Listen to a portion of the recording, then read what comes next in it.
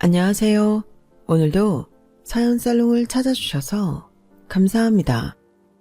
저는 현재 하남에 살고 있는 70대 중반의 여성이에요. 저는 60대에 제 인생에서 가장 쓴맛을 보고 현재는 제 또래 친구들과 인생 사막을 즐겁게 살아가고 있네요. 흔히들 인생이 산막이라고 하는데 요새는 그것도 아닌 것 같아요. 부모 밑에 있을 때가 1막이면 결혼하고 2막이고 아이들 대학 보내고 모든 게 끝이라고만 생각했거든요. 그런데 그 뒤에도 또 제 인생이 있더라고요. 오롯이 저 자신만을 위할 수 있는 시간 말이에요. 정말이지 저 하나 잘못되면 그 무엇도 소용없더라고요. 제가 60대에 그걸 얼마나 처절하게 비싼 값을 치르고 깨달았는지요. 오늘 저는 그걸 이야기하고 싶어서 이렇게 사연을 보내게 되었네요. 우리나라 많은 엄마들이 그렇듯이 저 역시 아이들 잘 되는 것만 바라보고 산 사람이에요. 결혼하고 아이들 낳아 40년 정도를 정말 모든 걸 다 바쳤어요. 제 말에 공감하시는 분들 많을 거예요. 우리나라 엄마들이 자식 일이라면 엄청 지극정성이잖아요. 그런데요, 이제 엄마들도 변해야 한다고 생각하네요. 진정으로 나의 인생을 생각한다면 자식들도 적당히 자기들끼리 알아서 인생 문제 해결하게 내버려 둬야 하는 게 맞다 싶어요. 그래야 어려울 때만 손 벌리고 지들 편할 때에는 거들떠도 보지 않는 그런 사람이 안 될 것 같아요. 저는 24세 결혼해서 아들 둘에 딸 하나를 낳아 아이들 교육에 완전히 올인해서 살았어요. 유치원부터 어디가 제일 좋은지 고르고 또 골라서 보냈고 피아노나 미술, 영어 공부는 기본이었고 그 외에도 아이들의 재능을 키우고 앞으로 잘 살게 할 수 있는 거라면 어떻게든 배울 수 있게 해줬어요. 저의 하루 스케줄은 아이들이 학교가 끝나면 차에 태워 각자 학원에 데려다주고 또 끝나는 시간에 맞춰 각자 태우고 다음 선생님에게 데려다주는 것이 주요 일과였어요. 남편 역시 저 못지않게 교육열에 불타는 사람이었기 때문에 제가 아이들 교육에 집중하는 것에 적극 찬성이었어요. 남편이 열심히 돈을 버는 것도 다 아이들 교육을 위해서였죠. 남편은 큰아들이 아빠, 영어 캠프 가는데 돈이 필요해요 라고 말을 하니 돈을 내는 날까지 만들어 와서 아이 책상 위에 올려놓기까지 했어요. 그때는 미국으로 영어 캠프 가는 애들이 많던 시절도 아니었고 캠프 비용도 꽤 비쌀 때였지만 남편은 아들이 가고 싶다고 하니 두말 않고 돈을 만들어 왔네요. 아빠가 하는 일이 뭐 있겠어. 애들 하고 싶다는 거 마음 놓고 할 수 있게 해줘야지. 놀겠다는 것도 아니고 영어 공부하러 가고 싶다는데. 남편이 대기업에 다녔으니 제가 아이들 교육을 마음 놓고 할 수 있었던 것도 있었어요. 하지만 저나 아이들이 필요할 때마다 돈을 주기 위해 남편은 회사에서 피나는 노력을 했다는 걸 누구도 몰랐죠.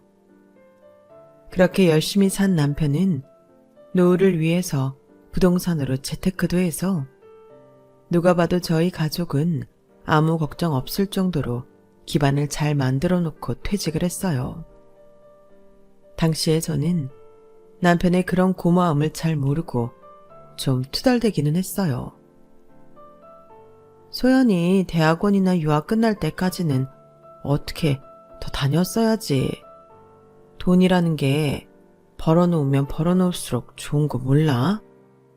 걱정하지 마. 나 괜찮은 투자처도 있고 아파트랑 건물 사놓은 걸로 애들 결혼시키고도 남으니까.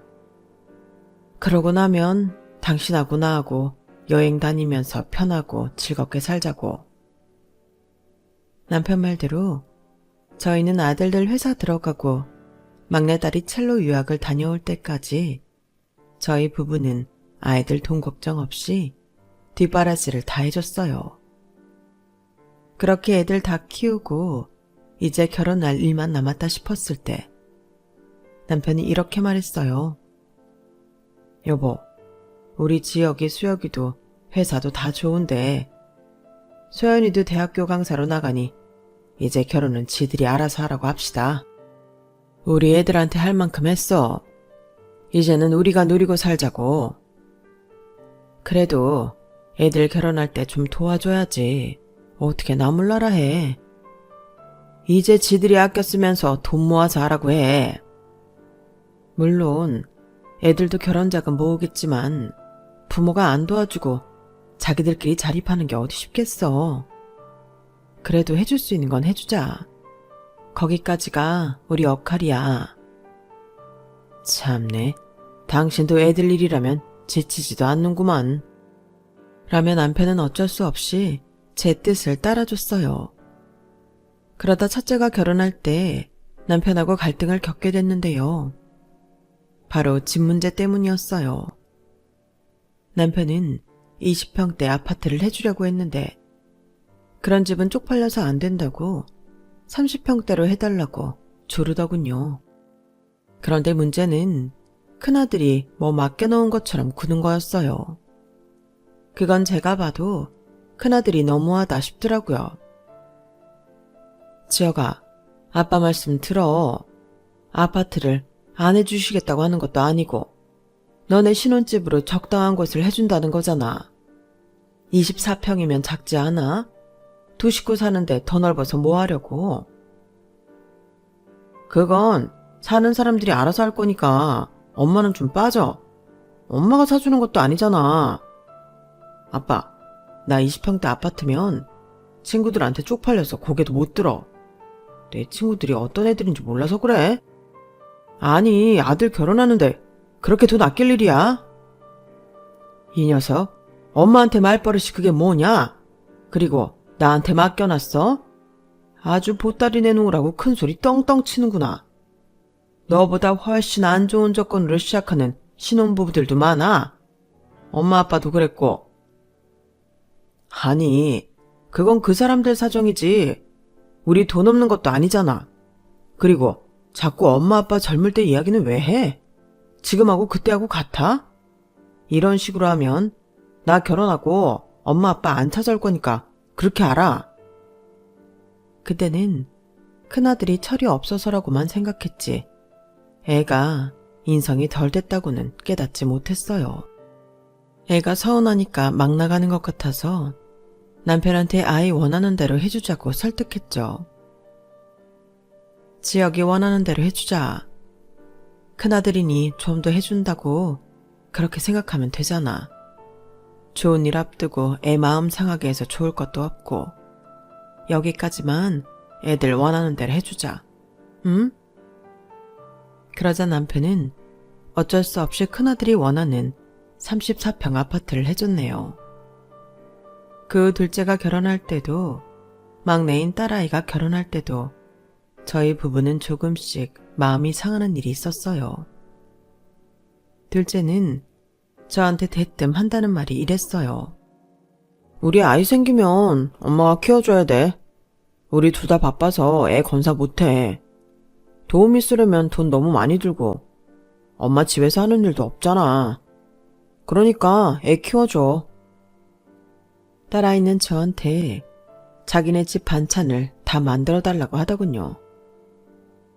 나 요리 못하잖아. 그러니까 엄마가 자주 들러서 음식 좀 해줘. 오빠는 매운 거 못 먹으니까 순한 걸로 해주고. 소고기 꼭 넣어줘. 한우로 해줘야 돼. 결혼하고 나서 하는 것도 아니고 상견례 전부터 저런 타령들을 하고 있으니 솔직히 참 섭섭하더라고요. 그래서 딸아이까지 결혼시키고 난 후에 남편한테 말했어요. 당신 말대로 애들 지들이 알아서 결혼하게 내버려 둘걸. 이제 와서 후회가 되네. 지혁이 아파트 해주니 수혁이랑 소연이도 안 도와줄 수도 없고 말이야. 애들이 어쩜 그렇게 나를 지네 집 일꾼으로 써먹을 생각만 하나 몰라. 어떻게 한 녀석도 나한테 지금까지 키워줘서 고맙다는 말 한마디를 안 할 수가 있지? 나 인생 잘못 살았나 봐. 그런 말 마. 당신처럼 열심히 애들 가르치고 애들 외에 헌신하는 놈만 있으면 놔보라 그래. 당신이 왜 인생을 잘못 살아? 그 녀석들이 생각이 모자라서 그래. 이제 살다가 보면 엄마 생각도 나고 아빠 생각도 나고 그럴 거야. 그때 되면 지들이 먼저 와서 미안하다고 고개 숙일 거고. 애들이 그런 걸로 당신을 비난하지는 말라고. 이제부터 우리 둘이 진짜 재미있게 살아보자. 우리 인생 앞으로 얼마나 남았을지 누가 알겠어.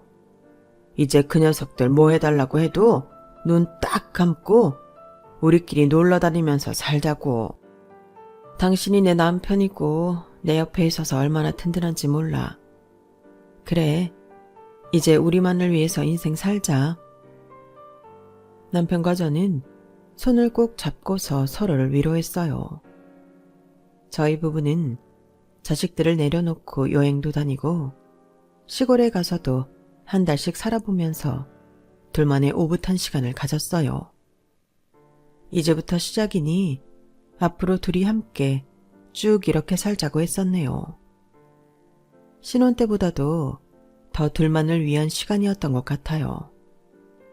하지만 그렇게 산 지 1년쯤 지났을 때 남편의 신변에 좋지 않은 일이 나타났어요. 특별히 힘든 일을 하지도 않았는데 자꾸 피곤함을 느끼던 남편이 폐렴 진단을 받게 되었죠.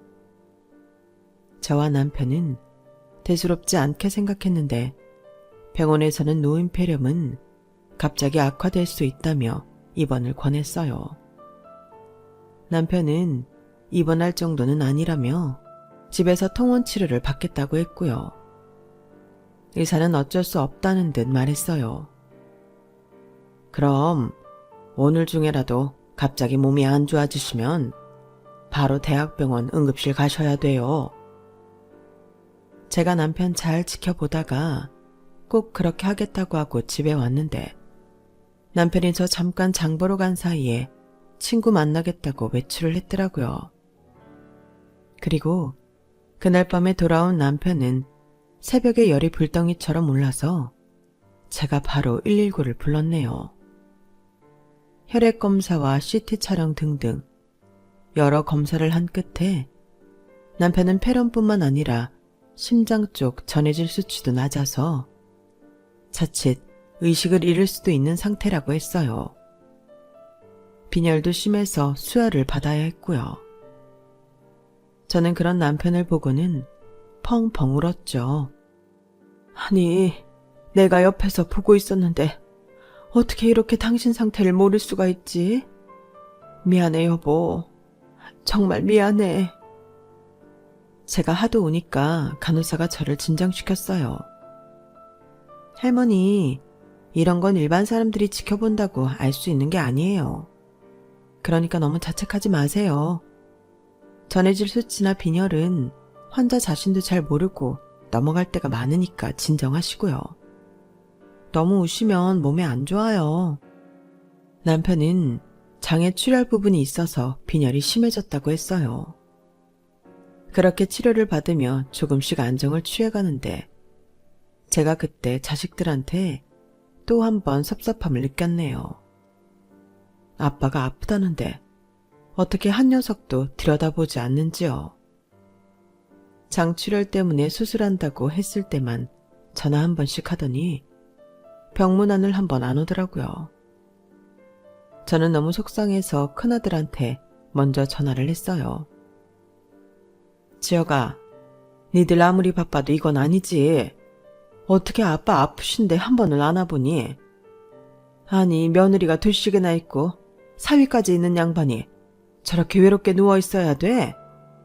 네가 모범을 보여야 수혁이 소연이도 오지 않겠어. 엄마, 아빠 죽을 병 걸린 것도 아니잖아. 집사람 지금 임신 중이라 몸도 조심해야 되고. 우리도 이것저것 복잡해. 이제 회복 중이시니 태어나면 집으로 갈게. 정말 괘씸하더군요. 아빠가 지들한테 어떻게 했는데 이럴 수 있는지. 그나마 둘째 며느리가 잠깐 왔다 갔고 딸아이도 사위도 전화통화만 했지 누구 하나 찾아오지 않았어요. 남편은 그렇게 나아가나 싶었는데 어느 날 밤 다시 열이 오르더니 갑자기 혼수 상태에 빠져 중환자실로 옮겨졌어요. 의사가 마음의 준비를 하시라고 했고 그 말을 전하고 나서야 아이들이 병원에 오더군요. 솔직한 심정으로 제가 그토록 지극정성 키운 예전에는 무슨 짓을 해도 이쁘기만 했던 애들이 쳐다도 보기 싫었어요. 남편은 결국 고비를 넘기지 못하고 아침이 밝기 전 저 세상으로 떠나고 말았어요. 인생이 정말 허무하다는 걸 그때 뼈저리게 느꼈어요. 여보, 우리 앞으로 계속 20년은 여행도 많이 다니고 둘이서 노년을 즐기자고 약속했잖아. 근데 당신 먼저 이렇게 돌아올 수 없는 길을 가버리면 난 어떡해. 나 이제 애들도 싫어. 애들하고 있기도 싫어. 당신 아플 때 제대로 위로도 안 해준 녀석들 쳐다도 안 볼래. 나 외로워 여보. 우리 내년에는 스위스 가기로 했는데. 저는 새벽에 빈소에서 남편의 영정사진을 보며 길고 긴 혼잣말을 했어요. 자식들은 다 잠들어 있을 때였죠. 그렇게 장례를 치르고 나서 남편이 유언장을 맡긴 법무법인 변호사와 만나게 되었어요. 남편은 모든 재산을 제가 상속받는 걸로 해놓았더군요. 만에 하나 제가 죽기 전 먼저 자식들에게 재산이 갈 경우에는 반드시 제가 남편이 작성한 서류에 도장을 찍고 제 사인을 해야 한다는 조건이었어요. 남편도 무심한 자식들 때문에 제가 걱정이 됐나 보더라고요. 그때부터 애들이 저한테 안부 전화를 많이 하기 시작했어요. 한 달에 한 번 전화할까 말까한 큰며느리도 그렇고요. 어머니, 잘 주무셨어요? 오늘은 뭐 하세요? 저랑 같이 백화점 쇼핑 안 하실래요?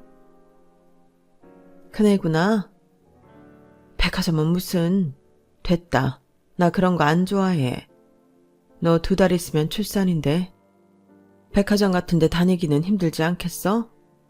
바쁘고 힘들어서 전화도 자주 못하더니 요새는 뭐 그렇게 아침마다 전화냐? 그냥 푹 쉬어라. 제가 쌀쌀맞게 굴자 아이들은 당황한 것 같았어요. 한 번은 딸아이가 주말에 과일에 굴비를 사들고 찾아왔더군요. 엄마, 아빠가 아시고 혼자서 얼마나 쓸쓸해. 엄마가 심심해할까봐 내가 이렇게 왔잖아. 엄마 좋아하는 것도 사왔지. 나 오늘 엄마 옆에서 자고 갈래. 됐다. 나 안 심심해. 책도 읽고 TV도 볼 거야. 주말이면 네 신랑이고 놀러가는 애가 여기는 뭐 타러 왔어? 됐으니까 집에 가.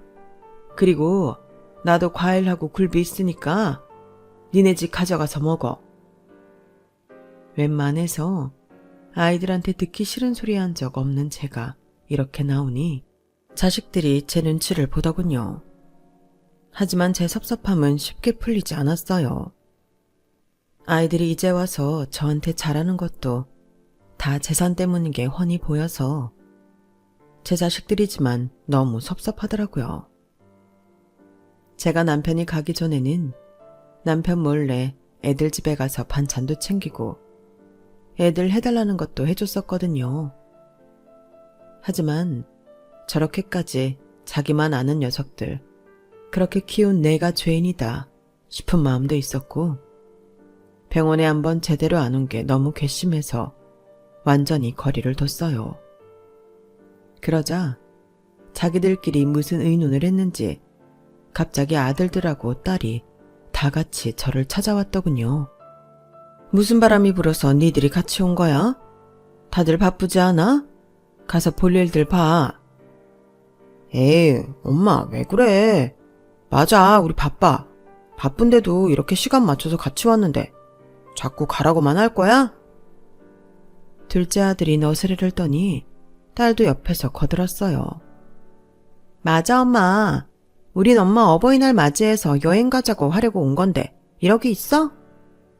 그러자 그때까지 입 다물고 있던 큰아들이 저한테 여행 관련 서류를 내밀더군요. 엄마, 우리 유럽 여행 가자. 아빠랑 스위스 가려고 했지?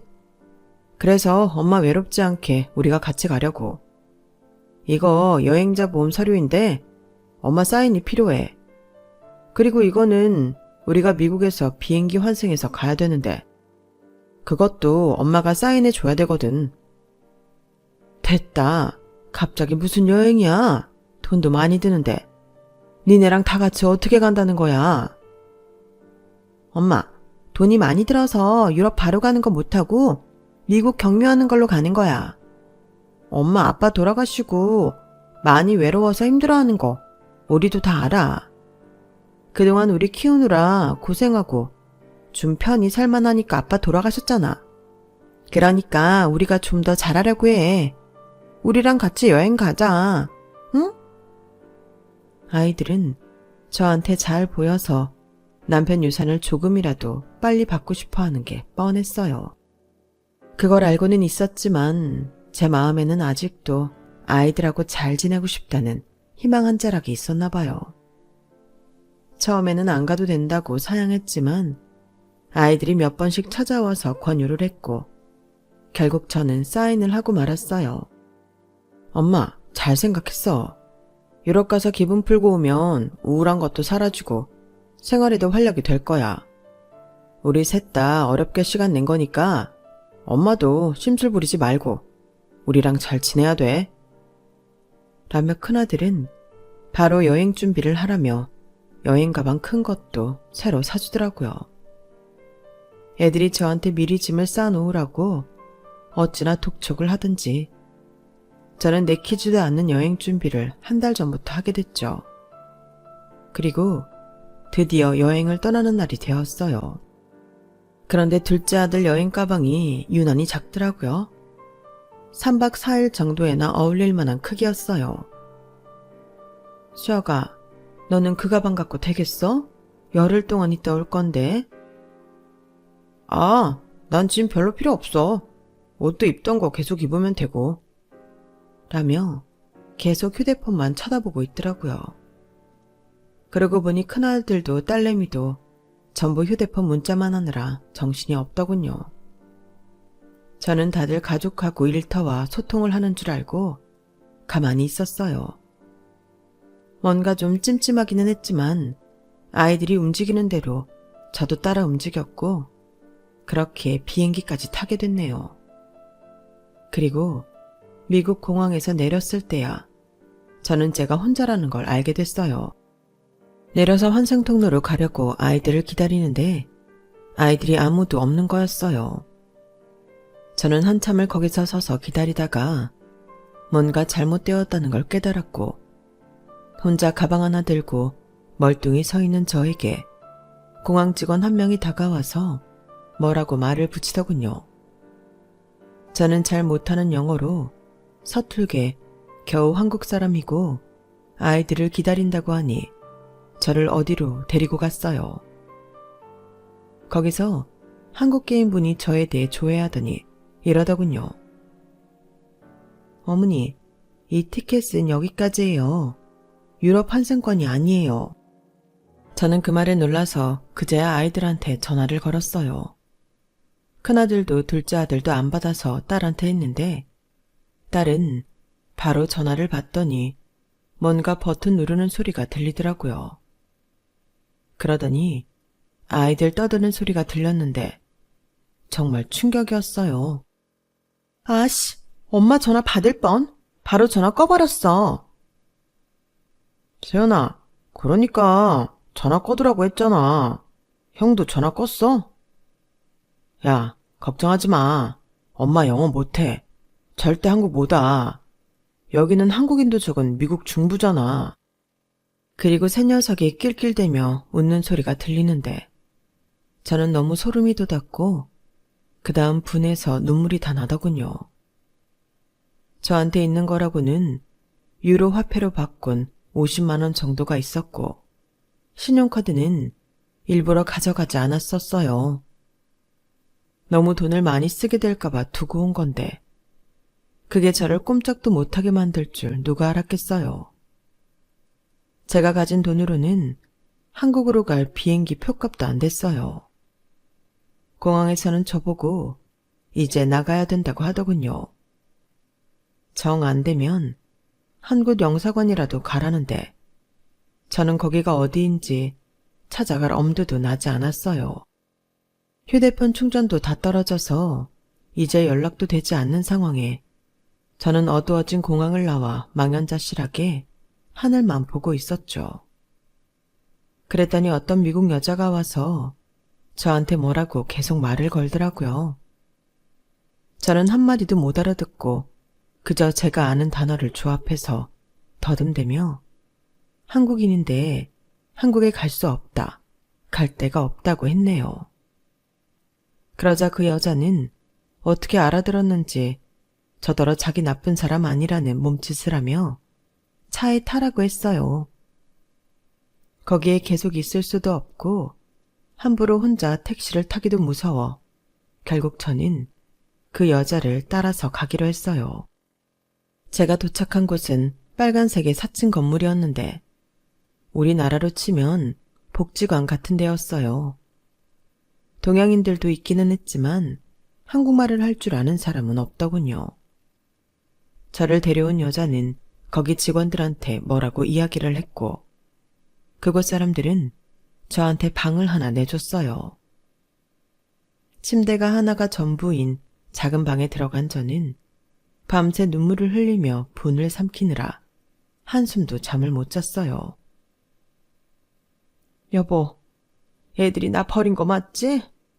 내가 지들 뜻대로 안 될 것 같으니까 나한테 이러는 거 맞지? 애들이 그래서 내 사인 받아갔나 봐. 당신 재산 받으려면 내 도장 말고 사인도 필요하잖아. 여보, 우리는 최선을 다해 키운다고 키웠는데 뭐가 문제였을까? 내가 잘못했나 봐. 너무 공부 가르치는 거에만 몰두해서 애들 인성이 어떤지는 생각도 못했나 봐. 여보, 나 무서워. 여기서 어떻게 살아야 돼? 나 한국에 연락은 할 수 있겠지? 너무 무서워. 여보, 하늘에서 나 좀 지켜줘. 나 무사히 한국 갈 수 있게 끝까지 나 좀 보살펴줘. 그리고 저는 다음 날 전화 한 통만 쓰자고 해서 겨우 기억하고 있던 제 친구한테 전화를 했어요. 한국하고 미국 시차 때문에 처음에는 통화가 안 됐고 몇 차례 더 걸어서 겨우 연결이 됐죠. 저는 너무 창피해서 자식들한테 버림받았다는 말은 차마 못했어요. 순영아, 내가 여기 유럽인데 내 핸드폰 충전기가 없어서 그러거든. 땡땡 법무법인에 박한영 변호사님 전화번호 좀 알아놔 줄래? 내가 다시 전화할게. 아우, 애들도 다 충전기를 안 가져갔어? 거기 웬만하면 우리나라 충전기도 있지 않어? 그게 여기는 없네. 애들은 같이 오려고 했는데 못 왔어. 저는 일단 변호사한테 연락한 후에 나중에 자초지종을 이야기해도 되겠다 싶어 그렇게 말했어요. 친구는 제 목소리나 말투가 좀 이상하다면서도 알았다고 했고 저는 그렇게 변호사 전화번호를 알아내 연락을 했어요. 제 이야기를 들은 변호사는 기가 막혀서 말도 제대로 못하더군요. 아니, 부모를 외딴 곳에 놓고 온다는 말을 듣기는 했어도 제가 직접 볼 줄은 몰랐네요. 어떻게 할까요? 이 사람들 제가 신고할까요? 거기서 한국 올 비행기표는 살 수 있으세요? 제가 사서 보내드릴까요? 아니요, 변호사님.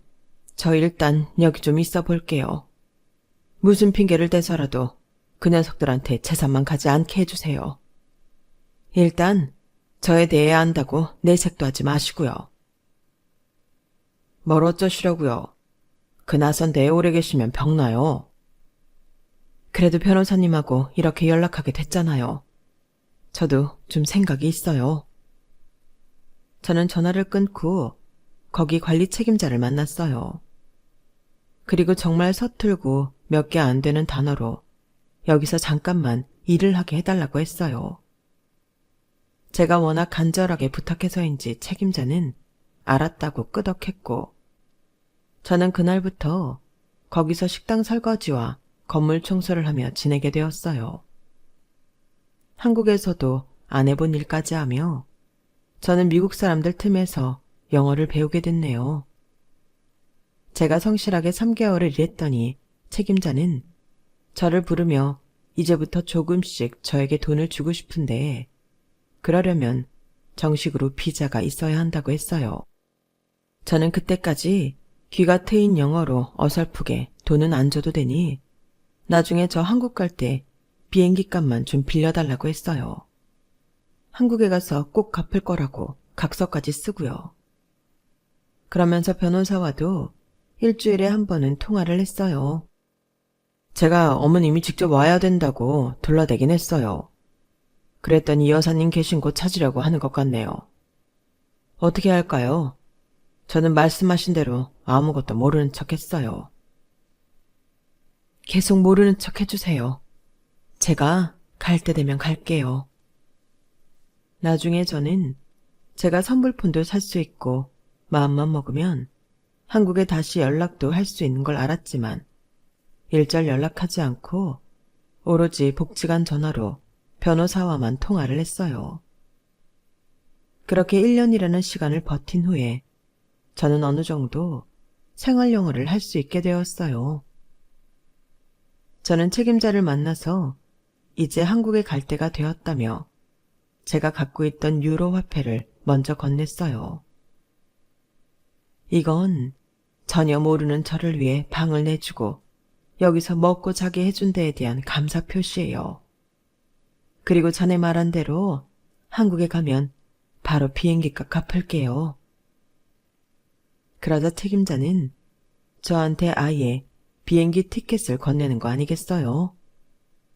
저를 위해 미리 비즈니스 클래스로 사뒀다면서 뭔가 사연이 있는 것 같은데 잘 해결하길 바란다고 하더라고요. 그리고 나중에 잊지 말고 다시 놀러 오라고요. 저는 그 사람의 마음에 감동해서 정말 고맙다며 이별의 인사를 하고 짐을 챙겨 공항으로 향했어요. 맨 처음 저를 공항에서 발견하고 복지관까지 데려다준 여자에게도 연락을 해서 고맙다고 했더니 일부러 공항에 나왔더라고요. 저보다 20살은 어린 서양 사람이 처음 보는 동양 할머니에게 베풀어준 호의가 너무 고마워. 저는 그 여자를 부둥켜 안고 울었어요. 고마워요, 베키. 내가 이렇게 무사히 한국에 돌아갈 수 있는 거 다 베키 덕분이에요. 나중에 초대할게요. 그때 꼭 놀러 와요. 그럼요. 꼭 초대해줘요. 건강히 잘 가고요. 저는 무려 1년 3개월 만에 한국으로 가는 비행기를 탔어요. 인천공항에 도착하는 순간 갑자기 눈물이 터지는데 주체할 수가 없더군요. 여러 가지 감정이 교차했어요. 여보, 나 계속 지켜줘서 고마워. 나 다시 한국에 왔네. 나 미국에서 정말 무서웠는데 이제는 영어도 할 줄 알고 애들 상대로 머리도 쓸 줄 안다. 어쨌든 무사히 다시 당신이 있는 한국에 와서 너무 기뻐. 제가 펑펑 우니 승무원들이 걱정이 돼서 돌아가며 저한테 괜찮냐고 묻더라고요. 저는 승무원들의 부축을 받으며 비행기에서 내렸어요.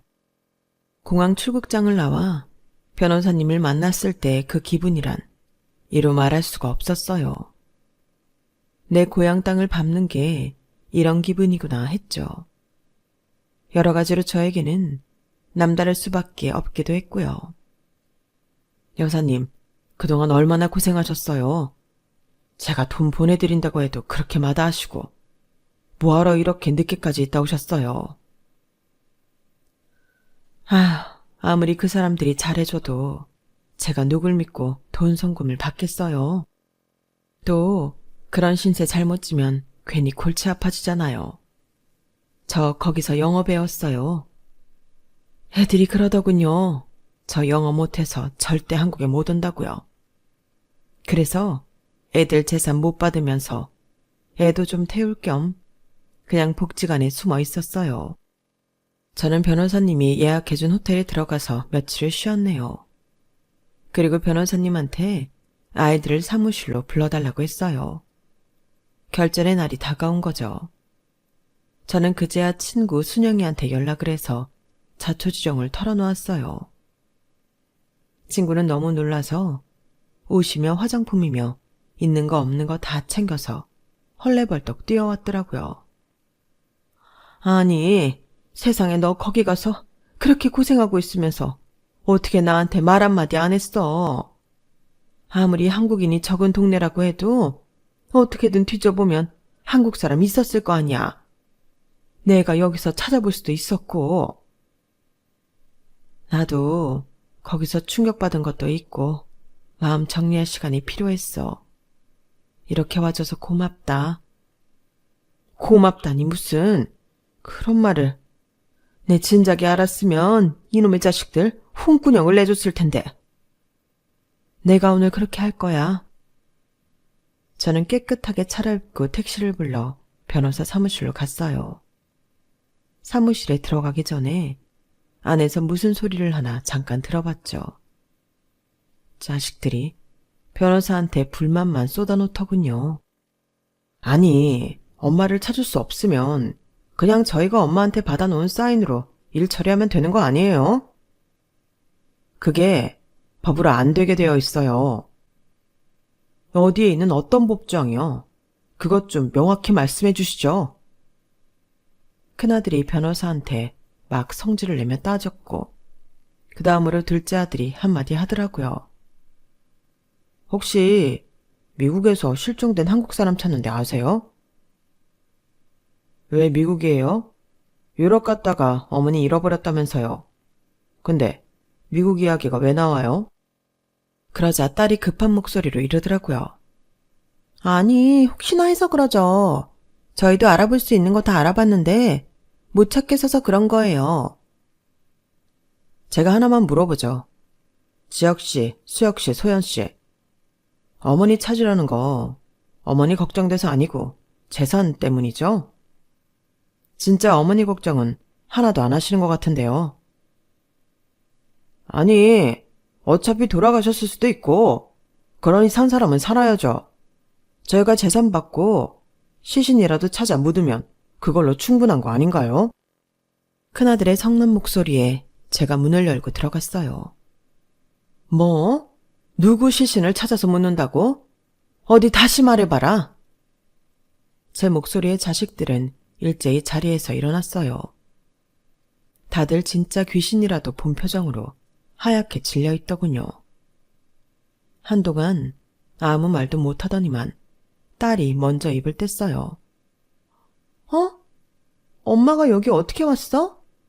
엄마, 오하이오주 영사관에서도 못 찾겠다고 했는데? 너네 나 유럽 데려간 거 아니었냐? 근데 왜 미국에서 나를 찾아? 그러고는 그동안 미국에서 배운 영어로 유창하게 쏘아붙였어요. 니들이 나 버리고 재산 차지하려고 한 거 다 알아. 천하의 못된 것들. 아버지 아플 때도 문병 한번 제대로 안 오더니 이제 너희 키워준 엄마도 늙고 쓸모없다고 재산 물려받는데 이용하고 해외에 버려? 이 무식한 것들아. 미국에 버리면 한국으로 못 오겠냐? 거긴 선진국이야. 무슨 오지도 아니고. 내가 진짜 혹 키웠지. 니들 내가 영어 못해서 한국에 절대 못 온다고 했지? 그 못하는 영어로 여기 변호사님하고도 연락하고 거기서 하루 세끼 잘 먹고 살았다. 아이들은 제 말을 대충 알아듣고는 아주 혼비백산을 하더군요. 먼저 둘째 아들이 제 앞에 무릎을 꿇고 싹싹 빌었어요. 엄마, 나는 그냥 형이랑 소연이가 하자는 대로 한 거야. 잘못했어, 엄마. 한 번만 용서해줘. 응? 하, 둘째 오빠, 진짜 치사하게 나오네? 내가 뭘 하자고 해? 엄마, 나 오빠들한테 홀딱 넘어간 거야. 엄마, 나 계속 엄마 걱정 많이 했다고. 엄마, 나한테 화 안 낼 거지? 혹시 마음 상한 거 있으면 풀어. 엄마 미안해. 응? 그러자 이 모든 일의 원흉인 큰아들이 뻔뻔하게 말했어요. 니들 너무 그러지 마. 우리 엄마야. 엄마 몰라? 한 번도 우리 크게 혼내신 적도 없고 늘 우리 감싸주셨잖아. 엄마 항상 우리한테 너그러운 우리 엄마. 이렇게 건강하게 와줘서 고마워. 고생했지? 라며 제 손을 잡는 큰아들한테 저는 싸대기를 날렸어요.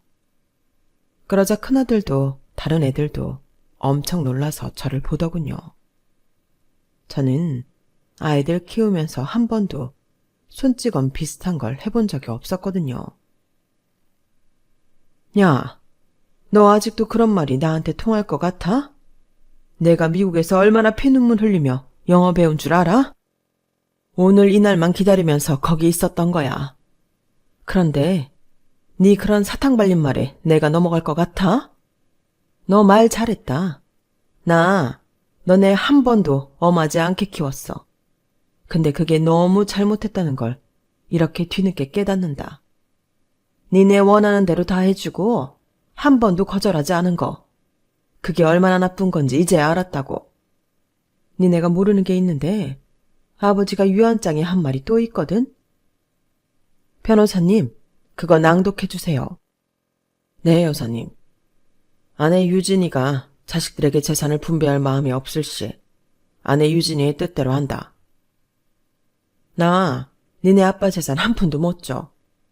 그렇게 너희 위해 모든 걸 해준 아빠 아프실 때 한 번도 들여다보지도 않은 불효 막심한 놈들한테는 아까워서 한 푼도 안 줄 거야. 내가 다 기부하고 죽고 말지. 그러자 큰아들이 제 앞에 완전 엎어지더군요. 엄마, 안 돼. 나 빚이 많단 말이야. 지금까지 겨우 버텼어. 아빠 돈 못 받으면 난 끝이야. 제발, 내가 잘못했어. 그러자 둘째 아들하고 딸도 이어서 난리가 났어요. 엄마, 나도 무리하게 주식 투자해서 돈 많이 잃었어. 요즘 집사람이 나보고 돈 안 가져온다고 얼마나 바가지인지 몰라. 엄마, 나도 힘들어. 이러지 마, 엄마. 역시 니들은 나한테 미안한 게 아니고 돈 때문에 이러는구나. 나 진짜 너희한테 할 만큼 했어. 그러고도 외국에 버려지는 대접밖에 못 받는데 니네한테 뭘 더 하라는 거냐? 됐다. 니들 일은 니들이 알아서 해. 저는 자식들 손길을 냉정하게 뿌리치고 사무실을 나왔어요. 자식들이 쫓아나와 매달리고 울고 불고 했지만 저는 꿈쩍도 하지 않았어요. 그 후 저는 자식들 모르게 이사를 했고 연락처도 바꿔버렸어요. 변호사 말로는 큰아들은 파산을 했고 둘째는 이혼 위기에 딸아이는 애들 레슨하러 다니느라 바쁘다고 하더군요. 그래도 저는 도와주고 싶은 마음이 눈꽃만큼도 안 생겼어요. 자식들한테 너무 크게 당해서인지 만나고 싶지도 않았어요. 저는 남편 유골도 자식들 모르는 대로 옮기고 저 혼자 조용히 지내며 가끔 남편만 만나러 가고 있어요. 남편과 여행 다녔던 곳들을 다니며 추억을 되새기고요. 가끔 그런 곳에서 저를 기다리는 자식들을 볼 때도 있지만 저는 눈길 한번 제대로 주지 않았네요. 자식들한테만 너무 올인하고 살았기 때문에 이런 일이 생긴 것 같아요.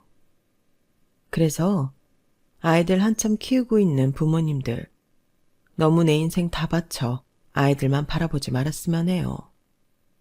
내 행복과 권리는 내가 지켜야지 자식들도 그걸 해주지는 않더라고요. 그럼 지금까지 제 이야기 들어주셔서 감사해요. 저보다 현명하신 여러분들, 가족과 진심으로 행복하시길 바랍니다. 여러분, 사연 댓글에 응원과 현명한 조언 부탁드려요. 좋아요와 구독은 저에게 큰 힘이 됩니다. 오늘도 좋은 일 가득하세요.